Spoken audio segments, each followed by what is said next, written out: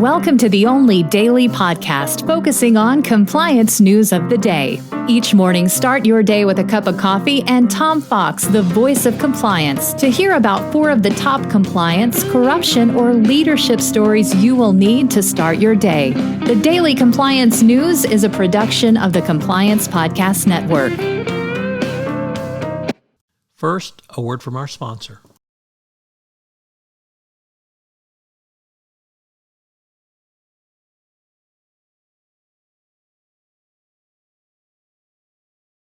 The Daily Compliance News for April 19, 2023, the Clarence Thomas corruption issue.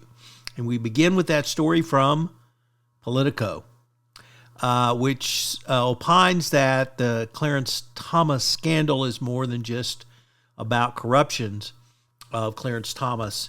It is corruption of the entire Supreme Court, as corruption is much more than a cartoonish quid pro quo.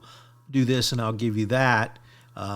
Thomas has bought a lifetime of benefits from his rich and influential MAGA hat wearing right-wing friends and has lied or not complied with conflict of interest requirements and financial remuneration he's received. So whether the Supreme Court can clean up this mess, open question.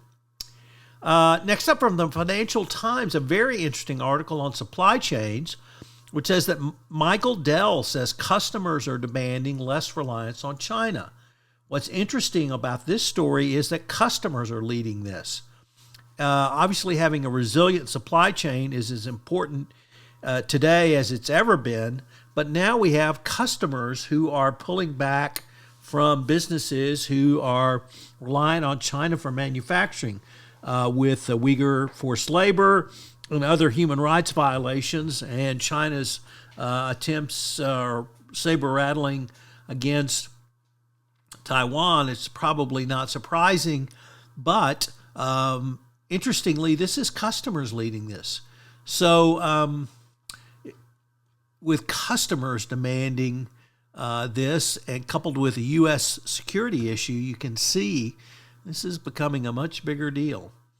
Next up from Reuters, the Cognizant Technology execs are going to get their day in court to claim that the investigation, the company investigation, which led to the foundation of criminal charges against them, was really a DOJ-led effort, and they should have received criminal procedural rights and rights under the Fifth Amendment. Stephen Schwartz, the former general counsel, and the former president are beginning a 2-day-long hearing to try to dispose of the entire case.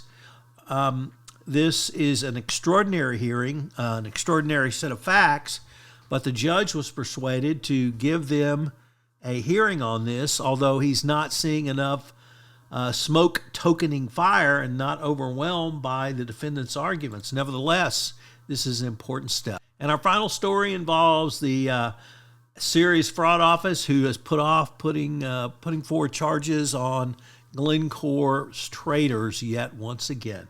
Oh, and Dominion settled its suit against Fox News for $787 million.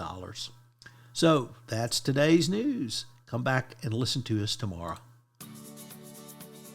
The Daily Compliance News is a production of the Compliance Podcast Network and a proud member of C-Suite Radio. Thanks so much for listening. I hope you'll join me again tomorrow.